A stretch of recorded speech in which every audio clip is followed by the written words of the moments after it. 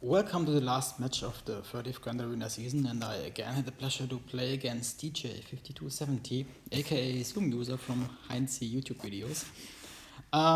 Yeah, I think I've played against him several times, and it's always fun because it's very challenging, and so I was looking forward to that match. And at the same time, I just want to let you know that I changed the format a bit, so I don't show the defenses and like the results of my opponent, how they went, so there is more suspension.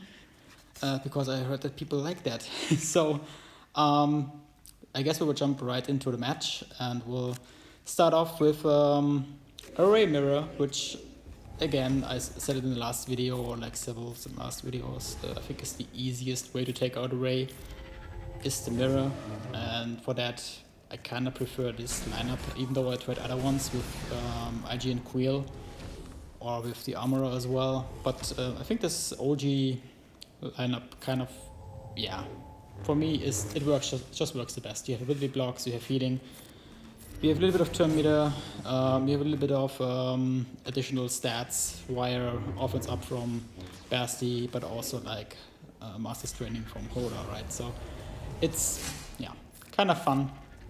And in the day and age of Datacrons, it's not only fun, but also like a little bit of a health insurance, or like an insurance for you if you time the ultimates right. And in this case, we both hit a similar Datacrons, which means you get the 15% turn meter, blah blah blah, and additional oomph for the ultimate. And here, as you can see, because I timed mine quite well, I was able to take out the ads with my ultimate and almost also took out Ray. I think she was in damage immunity already by this time, so I could now go full out offense on her. So ideally, just like, again, timing ultimate right. And the nice thing of removing her ads is just like she doesn't have this bonus anymore, so the bonus for the ultimate. So she's close to her ult, I'm close to mine, and Whirlwind doesn't really do a thing because I spread around my bonus protection or raise bonus protection. It's not mine, I just like make use of it. And so she goes in ult, I go in ult, and by that it's usually game over. She comes out of ult, I come out of ult and start with, I think it's full banners. Yeah. So that was a good start into the match, and there was a next follow-up. There was a gas with interesting Datacron. I forgot all the details, of course, because it's been a while, but at that point in time I was quite impressed. And so I thought I should tick and see, just to play it, not safe necessarily, but to have a little bit more wiggle room in terms of safety. Yep, so as you can see, Gas is sitting down, you all know this, so once Gas is sitting, if you do it right, he doesn't come back up until the ads are gone. In this case, it's Rex and 5s, usually try to kill 5s first, but it can take a while. So here, like the last time, I just went for Rex, took a sacrifice, and this time neither Rex nor 5s were like mega beefy, so I can chew through Rex without having to use the ultimate. Last time I used the ultimate because it was just so annoying. And so here, Gas stands up, and unfortunately I cannot get to full protection, but yeah, 58 is also nice. Then there was I think it was level 9 Datacron as well for the Inquisitors, but not really a problem, not really in quote unquote, because I was faster with Gideon. Of course, when you use Gideon in 3 vs 3 with troopers, you have the problem that you don't have Piet, because you have to make a decision what you're gonna use. If you wanna use VS lead, of course. You could, of course, can also use other splits, but I still prefer that one. VS lead is too strong to use it. But it was a bit dicey, as you can see. They got going, so there's days involved, which is always bad for troopers. Luckily, it was only Dark Trooper, but then they removed the stack, and so it was gone anyway, so not much of a problem. Killed 7th Sister, and then Grand Inquisitor was left. Now he stays, so, but in general, like, once he's alone, there's nothing much you can do except trying to hit me. But I can hit harder, or like Dark Trooper can hit harder, so, and then he was gone. Still okay-ish banners, 56. And then there was this Qui-Gon Jinn team, which it's either like very simple or easy for me, or it's just like a nightmare. And in this case, I think here I make a mistake. I'm not 100% sure. Yeah, I think this was a mistake. No, really, that was still okay. But yeah, though that was a mistake. I should have given the turn to Echo, and he then does this thingy back on reducing the cooldowns on to tech, and then he reduces cooldowns on Echo, and then it would have stunned again. Potentially would have went better that way.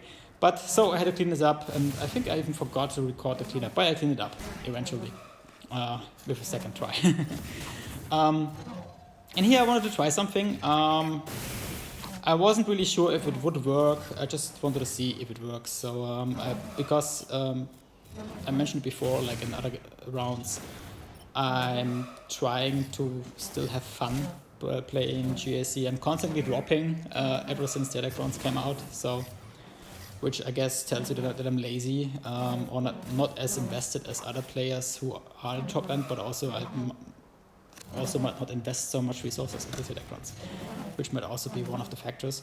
So I'm just trying things, and I have this Datacron from JKL, speaking of Datacrons, and it's quite powerful, and I wanted to see what it can do. And I thought, why not trying it against Malgus? If it fails, it fails. If it doesn't, that's nice. So let's see what happens. And I could take out, what's his face, DR, but Malak and Malgus both were then too strong. As you can see, JKL is struggling quite a bit, even though there is riposte involved, but doesn't mean a lot versus Malak. And also not really versus Malgus. And of course, the Datacron on them was also a lot of Earth Steel was there. So quite tough. And as you can imagine, by this time it feels like a fail. And spoiler, it is a fail. But I'm not mad about it. It's just like, yeah, let's see what happens. And I got one banner, and that's what happened. And then as a cleanup, I felt safe enough now that DR was gone to take in Treya. I still have to try if this team works against the version with DR and Malak. I doubt it does, but you never know. But then again, the next set of Datacrons is out, and it kind of benefits Sif and also benefits DR and Malak in quite a way. So I'm not sure if I would try this again now, but yeah, if we still had like the old season, I would have tried this like first try, potentially, in the next match. But so it was just a cleanup for me, and Nihilus took out Malgus, and now something interesting happens, because as you can see, Nihilus is feared. And one of the triggers of fear is when you like do this debuff thingy, like this, I think healing immunity or something, or like health down or something. The thing that Nihilus also gives out, right? And so he constantly does that because there's only one enemy he can hand it out to. And so whenever he gets a turn, he's feared. So I was like, oh my god, this is just like an endless loop, and I will be stuck in this and clean up of Malak, and I will fail. That would be kind of sad, right? So, yeah. But it was very interesting to observe, and I think there is a risk to timeout. But yeah, spoiler again, even though I didn't want to spoil, it doesn't time out because eventually it just this gets a turn. But it was kind of scary in the moment. I was like, okay, this is my cleanup. Do I have to clean it up again? Oh no, then I lose more banners than I would like to lose. And other than that, it's also hard to, take down Malak with only Treya and Cyan. You can get quite an offensive oomph on Treya, but not as much as Annihilate from Nihilus, which happened, and so it was cleared.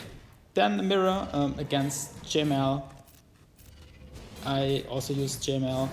I wasn't really sure about the comp I used. In this case, it's kind of a nice comp, but with Grandmaster Yoda and Jolie, I wasn't really sure because there's a lot of assists going on. Like Jolie can call to assist Grandmaster Yoda gains turn meter whenever he does things right, and also by the assist, but also by the basics. And yeah, there was a bit like of a struggle. So I tried to take out Yoda first, and then went for Jolie, but repose is involved, so I lost my old ban, which was a bit of a shame, but it's still 2 versus 2, so I can get to ultimate if I do things right. They can also get to ultimate if they do their things right.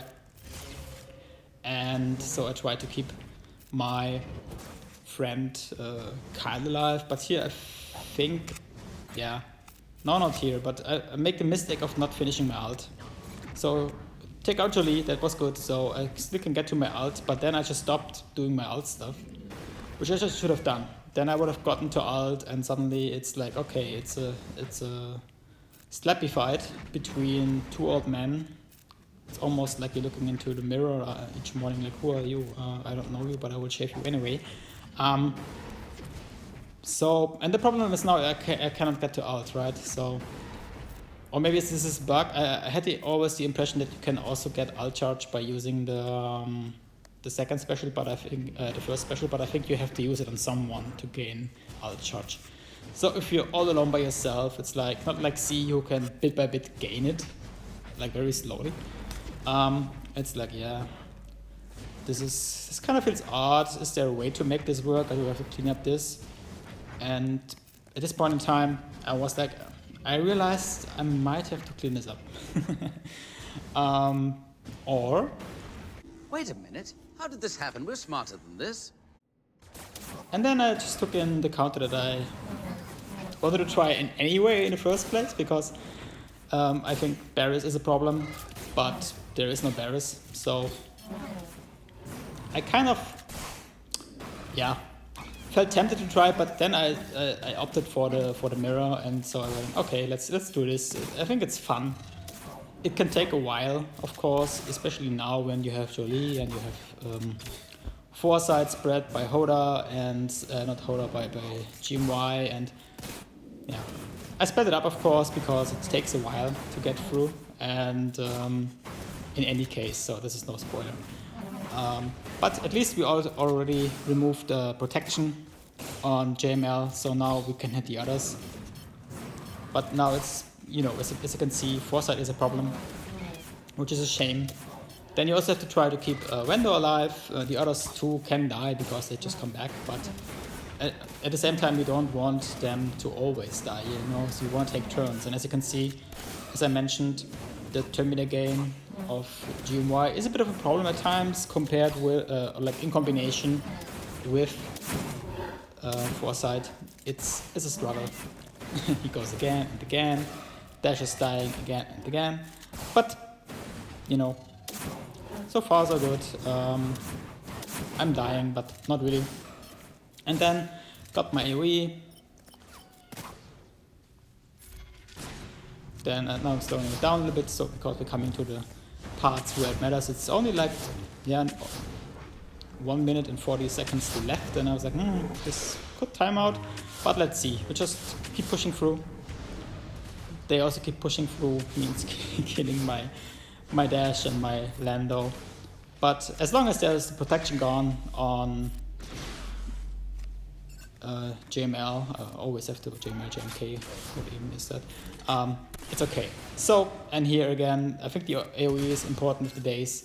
Then buffing up Vandor a little bit, doing the basics to get the assists, which is important. And almost there again, basics to get assists, and then took out JML, which was nice. So next target is of course our friend Jolie, so he doesn't bring him back because he's off cooldown, and so he brought him back. Yeah, but nothing to worry about, just using the AoE to get days out, to make life a little bit easier for myself and a little bit harder on them, but it's only like 40 seconds left. Anyway, trying to push through. So same thing, basic. I used way too many specials in the beginning. Again, here I should have used basic, didn't use it. AoE when available to keep days out. Big hit, I think, from Vandor, almost got him down. Now got him down, and now I think I'm pressing auto. Oh no, focusing again on Jolie. Now I'm pressing auto. And it's only 10 seconds left, almost. But in the end, auto was my friend and it worked out. So I was smarter than this, but almost not. So 35 banners, that was nice. Then another sped up battle of Wampa, which is already in the back wall. And I've seen this the round before as well, this team, and I think it's quite interesting, but also not really a problem. Because once Wampa has gone and has this bonus protection, the debuffs don't really mean anything to him. And I think also in 5s this is not a big problem. You can pair this with R2 and BB-8 and just focus down BB-8. And then it's not much of a problem. I really don't think that there's a great risk. The only risk that could happen is if Saudi is super beefy and you time out on her. But other than that, I don't really see this failing. But we have to try in 5s. So far, I think took all of these comps in 5s as well. So, but I think Seraph made a video where he was suggesting that 2PO might stop this, but I don't think this is the case. I think it will just chew through as well. We will see. If I see the team, I will try it, and then we know or not. We will find out. Yeah, and the main reason why this is sped up is because it takes a while to get down Shorty, however you want to call her, it, I don't know. It feels weird to gender droids, but yeah, each to their own. If she identifies as a she gets a she. So, yeah. Nothing really to say about this. As you can see, there was also Datacron on the team. I didn't have one that is fitting. Like, I have a lot of level 3s, but usually there is not what I need on them anyway, so then I don't equip them. Because if there's a stat boost for things I don't need, then why equipping them? Which in general is like a little bit of the weird thing with Datacrons. You invest so much stuff in them and then just like, yeah, something that you don't need. Anyway, then the GR team with BB-8 and R2. Kinda traditional, kinda nice. I also used it. It can be quite powerful. It got me some holds. Again, with Datacron, I have one where they gain or regain, whenever they inflict daze or stun, they regain protection. And that was quite effective with this team. It held quite a lot, to be honest, but Aiden in this case was just too strong and overpowered the team, so no hold for DJ, and the same applies to this fight. Even though there is this nice Datacron with the damage immunity applied, CLS doesn't really care about it because he can remove that and then just go for Radis and also for Jin. But of course you have to take out Radis first before you get to Jin. Or you try to take them out all at once, which is not happening, of course. And then I just go for the tank, and now he comes back, but at least the taunt is out of the way, and so I can take out Jin, and then removing buffs, and then take out the taunt, Scarif. And then I got a little bit gutsy, or a little bit like yeah, dicey, I don't know why I was trying this. I cannot speak, sorry about that. I mean, I know why I was trying this, but right now, from my perspective, it feels stupid. Because it is a super dicey battle, but, you know, sometimes you feel like, yeah, Relic 9 mana can do that. But apparently he can't, as you can see. So, he got overpowered by the bros, and so I take in another solo, which is Lord Vader, and I think he can do it. I think he should be strong enough. It's a GL, so, you know, shouldn't be a problem, but you never know. No. I really like Lord Vader. It's, even though like a lot of people criticize him, or like still, no one is like really sure about him anyway, so I like him. And I think you can take any Galactic Legend, there's always a group of people who don't like them. For no well-informed reasons, I guess. So, in that sense, except maybe JMK, I think everyone thinks he's the best, which might be true, but maybe not. The only thing that makes JMK so good is this turn meter is just taken out of the equation. That's what's make him very nice, because you can control the match quite well, especially in Conquest. Anyway, derailing again, which I usually just do in chips, but sorry. But I think this match here now is pretty straightforward. 2 tanks and dash, and the tanks don't really benefit from being prepared. So, except L3 to an extent, but without Vandor, doesn't really matter. So,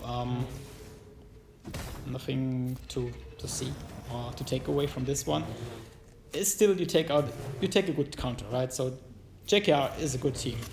So in that sense, it kind of did something. But I knew all the other teams on the board that they were left, so there was no risk involved in taking that because I knew what I would need to take out the other teams. Then moving on to the next battle, which is an interesting Starkiller team. I think Barris makes it kind of tricky, of course, and Dooku with his counter attacks. So I opted for the mirror, which, yeah, is, I think, safe. Kind of safe. Depends, right? And here I even took like the quote-unquote maybe strongest version of Starkiller and Freeze, which is EP Mara. You can debate. It comes down to the use case, but generally this might be the strongest team. And as you can see, had a little back and forth with TJ in the chat, so that was nice. Greetings to you, shout out to you. Always enjoy being matched up with you because it's always a challenge and always fun. Yeah, and then suddenly Barris was gone, Starkiller was gone, and almost Dooku was gone. So, and the honor goes to EP, I guess, taking him out, and I got 56. Unfortunately, lost the banner, but yeah.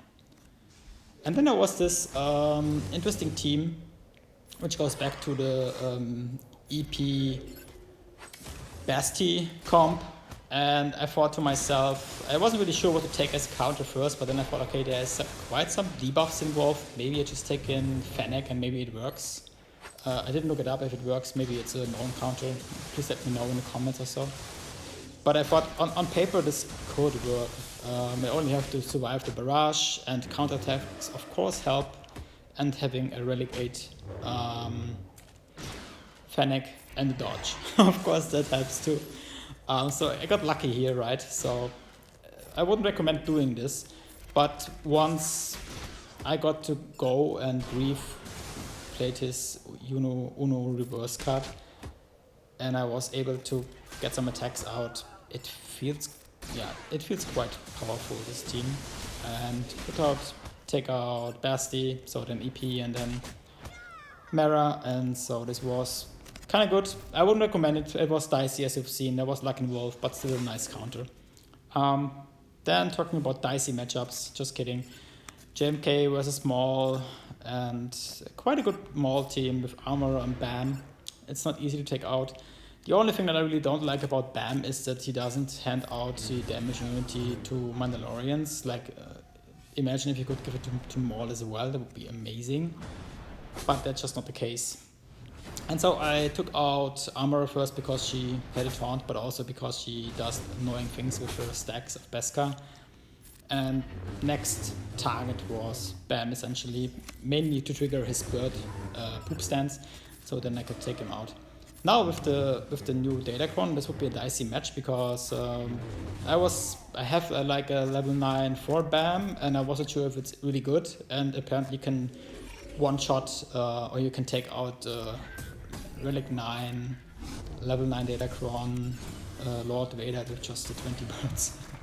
And it was so funny to see. So, would be a different story now.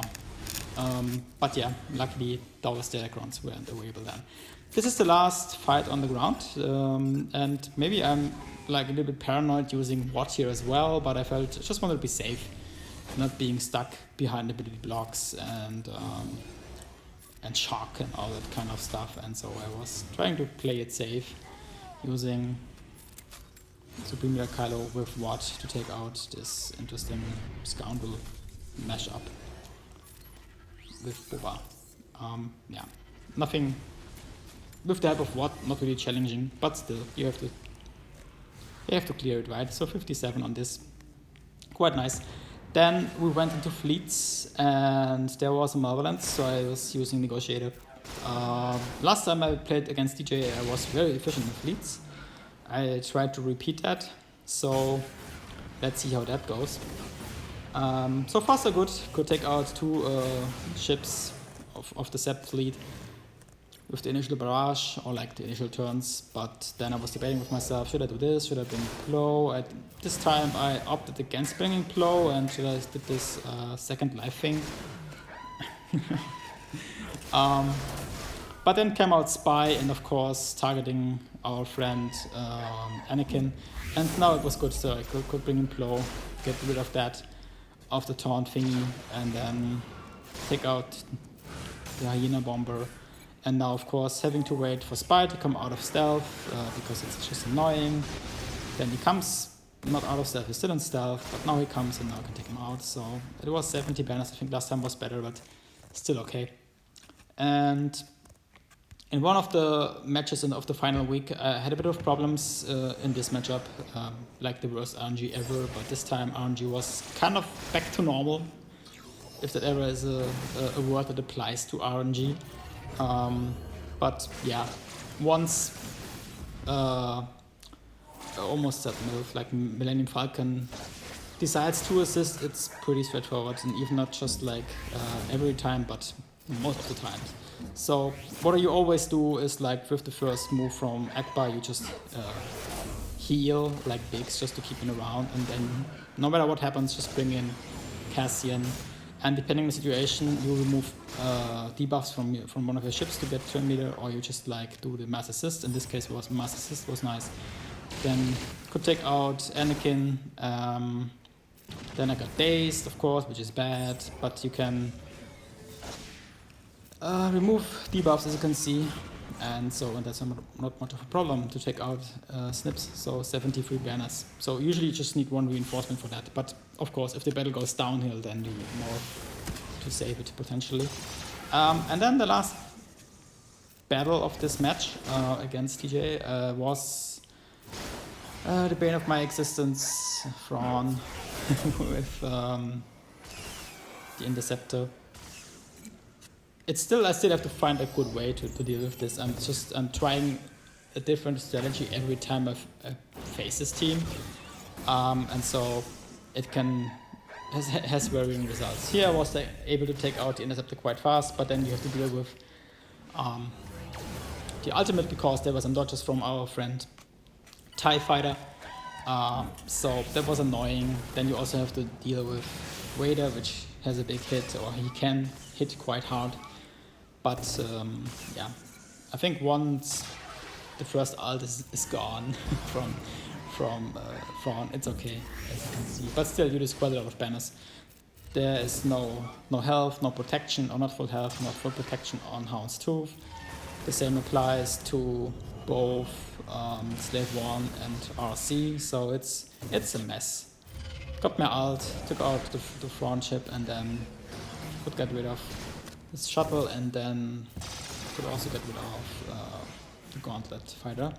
And so that was it, and unfortunately it wasn't enough I lost the match, which was a bit sad, but at the same time it was fun, and I wasn't mad about it, and I hope to have a rematch at some point with DJ, but I also think it will take some time because I'm falling. So still, thanks for watching, and see you in 5s again. Thanks, bye.